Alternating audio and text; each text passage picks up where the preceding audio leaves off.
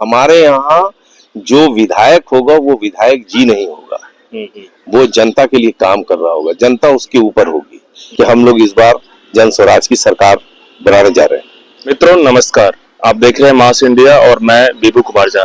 इस वक्त हमारे साथ हैं अब्दुल रहमान सर, जो कि जन स्वराज में मीडिया प्रभारी भी हैं और लंबे समय से इनका एजुकेशन सेक्टर में भी बहुत सारा योगदान है। तो जन स्वराज जिस तरीके से बिहार में जिस तरीके से काम कर रही है और इस बार इंडिया गठबंधन और एनडीए गठबंधन में जन स्वराज की भागीदारी अहम दिखा जा रहा है, तो तमाम मुद्दों पे हम बात करने जा रहे हैं सर से।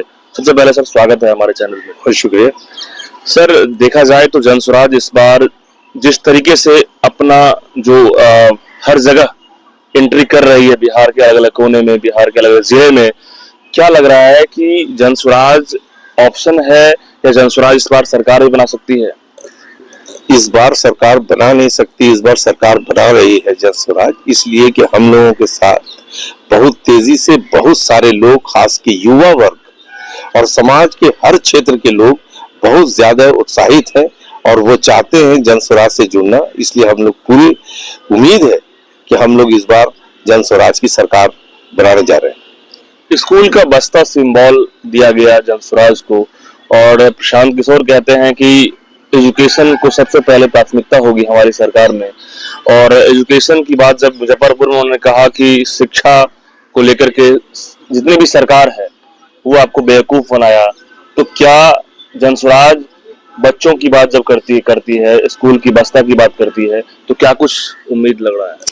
देखिए, जन स्वराज पार्टी का जो बेस है वो है एजुकेशन पर। आप भी जानते हैं, पूरा बिहार जानता है कि बिहार जो है वो ज्ञान की धरती है। यहाँ पर बड़े बड़े महापुरुष हुए हैं और पूरी दुनिया में बिहार के लोग अपने ज्ञान के कारण ही जाने जाते हैं। आप जो मीडिया से सवाल कर रहे हैं, मीडिया के जरिए कर रहे हैं, मीडिया में भी जो बड़े बड़े लोग हैं वो बिहार के ही हैं। तो बिहार में एजुकेशन, लेकिन यहाँ की एजुकेशन की स्थिति बहुत खराब है। लोग के पास ज्ञान है, लेकिन उस ज्ञान को बढ़ाने के लिए जो टैलेंटेड लोग हैं उनको जो शिक्षा मिलना चाहिए, उसको जिस तरीके से शिक्षा मिलना चाहिए, उस तरीके की शिक्षा मिलनी चाहिए, वो नहीं मिल रही है। इसलिए जन स्वराज पार्टी ने कहा है कि हर घर, हर बच्चे को स्कूल की शिक्षा मिले और क्वालिटी एजुकेशन मिले। सिर्फ शिक्षा नहीं मिले, क्वालिटी एजुकेशन।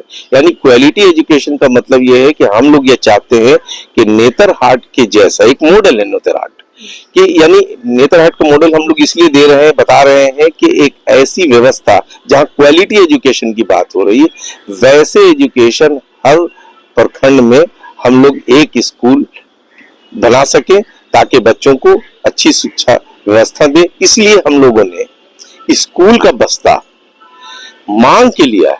हमें स्कूल का बस्ता मिला नहीं, हमने इस इलेक्शन कमीशन से स्कूल का बस्ता मांगा है, ये बताने के लिए लोगों को कि हम लोग शिक्षा के प्रति कितने ज्यादा कमिटेड हैं। इसलिए कि हम ये जानते हैं और ये बात प्रूवन है कि जिन लोगों के पास अच्छी शिक्षा है वैसे प्रदेश हमेशा आगे बढ़ते हैं। कभी जिन प्रदेश के पास शिक्षा है वो कभी नीचे जा ही नहीं सकता है। अगर इस प्रदेश को अच्छा करना है तो यहाँ पे एक अच्छी शिक्षा व्यवस्था, उच्च स्तरीय शिक्षा व्यवस्था और खास के ऐसा परिवार, निर्धन परिवार जो किसी पैसे के कारण अपने पढ़ाई को छूट सके, ऐसा हम लोग बिल्कुल होने नहीं देंगे। सर, इस बार देखा जाए तो जो लड़ाई है आप लोग की एनडीए, इंडिया गठबंधन, दोनों दल पार्टियां, क्या लग रहा है कि दोनों दल को आप लोग फोकस कर रहे हैं? देखिए, हम लोग तो अपने मिशन पर चल रहे हैं। बिहार में बदलाव होके रहेगा और हम लोगों ने जैसा कहा कि हम लोग सत्ता में आने के लिए नहीं कर रहे हैं, परिवर्तन के लिए। तो ये बदलाव की बात हम लोग कर रहे हैं, ये बदलाव होके रहेगा।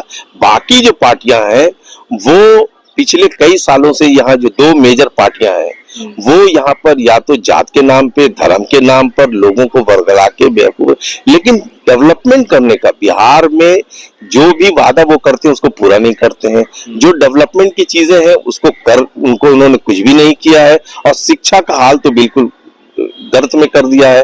तो हम लोग अब जो कह रहे हैं वो करके दिखाएंगे और करेंगे। इसी के साथ ये पार्टी आई है। हमारा कंपटीशन हमसे खुद से, मेरा कंपटीशन किसी दूसरे पार्टी से नहीं।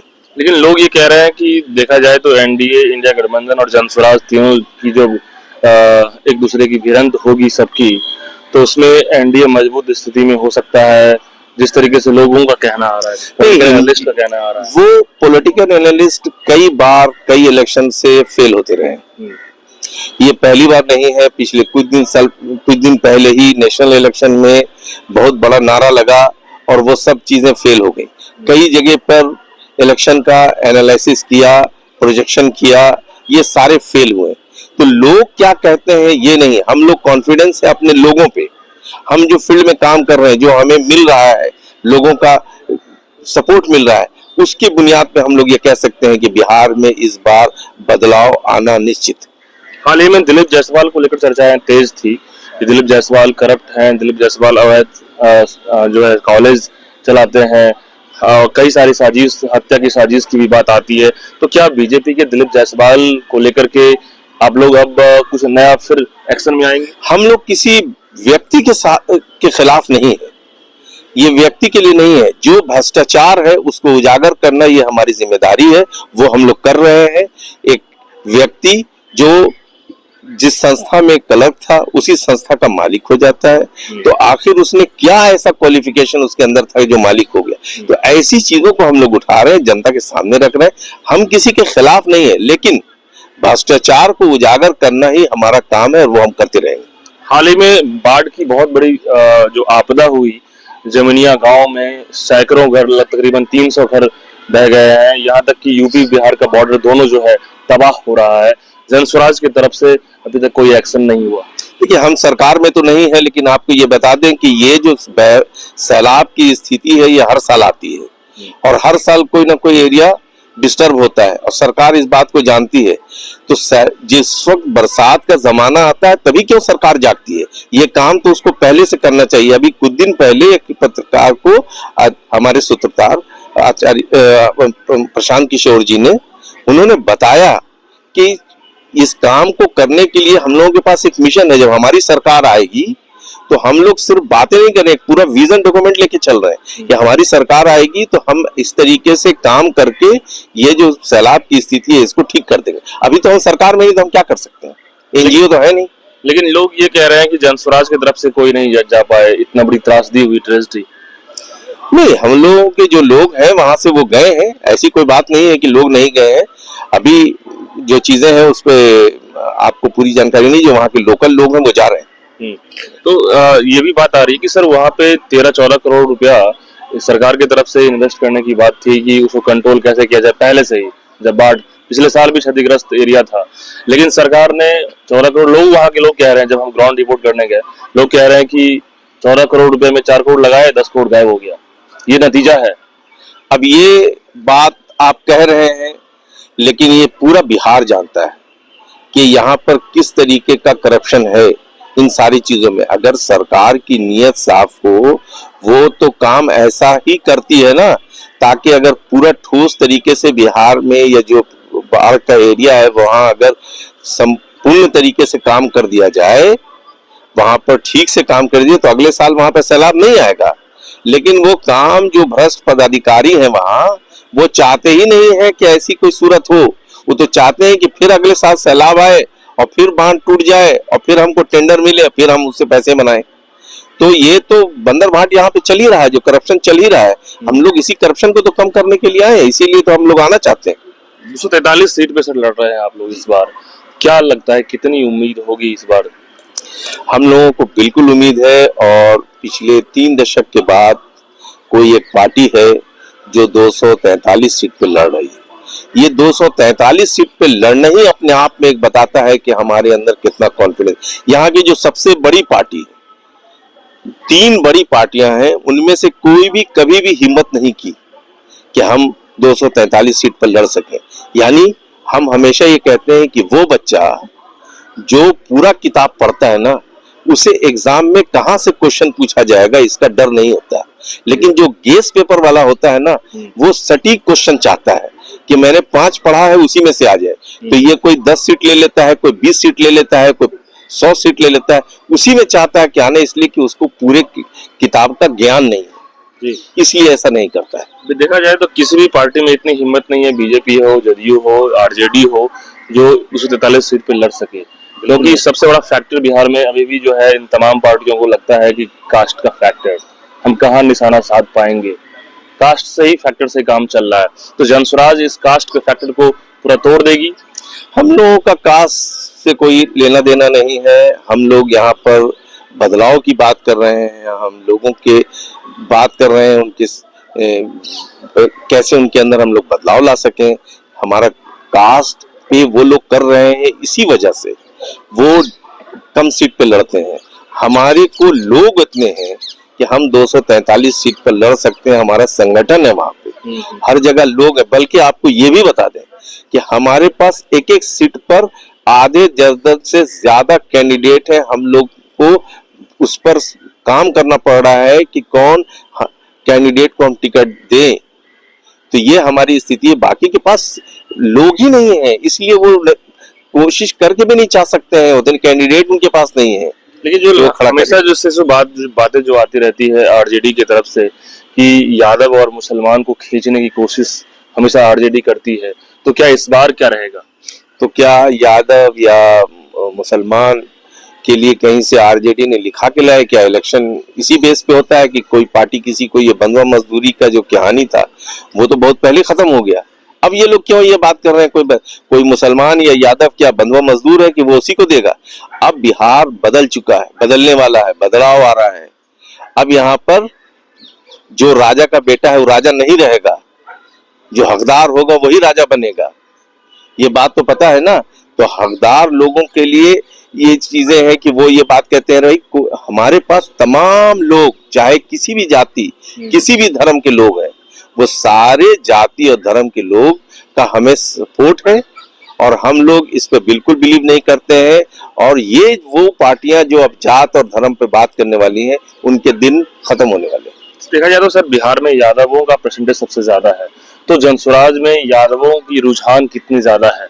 नहीं, हम लोग किसी जात को देख करके टिकट दे ही नहीं रहे।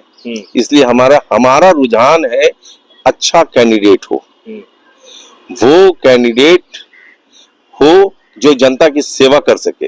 हमारे यहाँ जो विधायक होगा वो विधायक जी नहीं होगा, वो जनता के लिए काम कर रहा होगा, जनता उसके ऊपर होगी। इसलिए हम कहीं पर किसी भी एरिया में जिस ज्योग्राफिकल रीजन में जात देख करके वोट नहीं देने, योग्यता देख करके वोट देंगे। लेकिन लालू यादव तो हमेशा से कहते हैं कि यादव हिलने वाला नहीं रहे, कभी हिलेगा नहीं। ये तो उनका ख्याल है, उनको ऐसा लगता है कि शायद उन्होंने किसी को खरीद लिया है। ये जो उनकी बादशाहों वाली मानसिकता है ये बहुत जल्दी खत्म हो जाएगी। तो बादशाहों का मानसिकता है ना कि वो फला हमारे साथ ऐसा नहीं करेगा। अब हिंदुस्तान इस 2025 में आप ये बात कर सकते हैं कि कौन किसके साथ रहेगा। ये सारी बातें ऐसे लोग कर सकते हैं जिनको कभी भी अहंकार जिनके अंदर होगा वही करेगा। जो अहंकारी लोग नहीं है वो कभी इस तरह की बात नहीं। कितने सीट सर इस बार फाइनल आप लोग टारगेट कर रहे हैं? हम लोग सरकार बना रहे हैं और सरकार बनाने के लिए जितनी सीट की जरूरत होगी हम उससे ज्यादा लेंगे। 123 सीट सरकार बनाने के लिए चाहिए सर। फाइनली 123 नहीं, अभी हम लोग बता नहीं सकते, लेकिन हम सरकार बना रहे हैं और जब इलेक्शन नजदीक आएगा तब आपको बता पाएंगे कि हम कितनी सीट। लेकिन एक लास्ट सवाल सर, यदि आपको आपकी पार्टी को 10 या 15 सीट आती है तो फिर क्या करेंगे? नहीं, अगर 10 या 15 सीट आती है, जैसा कि हमारे सूत्रधार श्री प्रशांत किशोर जी ने कहा ही है कि या तो हम अर्श पे होंगे या फर्श पे होंगे। बिल्कुल। तो जिस तरीके से जनसुराज की बातों को लेकर के हमने सर से बहुत करीब से बात किया कि आखिर जनसुराज क्या कुछ करने वाली, सर ने साफ शब्दों में कहा कास्ट फैक्टर जनसुराज का बिल्कुल नहीं है। सारे जो भी लोग हैं, हर धर्म के, हर मजहब के लोग जनसुराज से जुड़ रहे हैं। जनसुराज में सैलाब है, लगातार रोज हजारों लोग जुड़ रहे हैं, ऑनलाइन ऑफलाइन या जहां भी देखिए। हर डिस्ट्रिक्ट में मैं देख रहा हूँ कि एक पूरा हाउस में लोग आते हैं। तो रुझान तो है। अब एंट्री होगी जनसुराज की इस बार धमाकेदार, और 2025 विधानसभा चुनाव दिलचस्प तो होगा ही। कहीं ना कहीं इंडिया गठबंधन और एनडीए गठबंधन की टेंशन जो है बढ़ती जा रही है दिनों दिन। और जैसे ही तकरीबन 100 दिन है चुनाव के और हर पार्टी में खलबली मचा दी है जनसुराज। अब तमाम लोग क्या सोचते हैं इस मसले को लेकर के, इस मुद्दों को लेकर के, आप कमेंट बॉक्स में बताइएगा। धन्यवाद।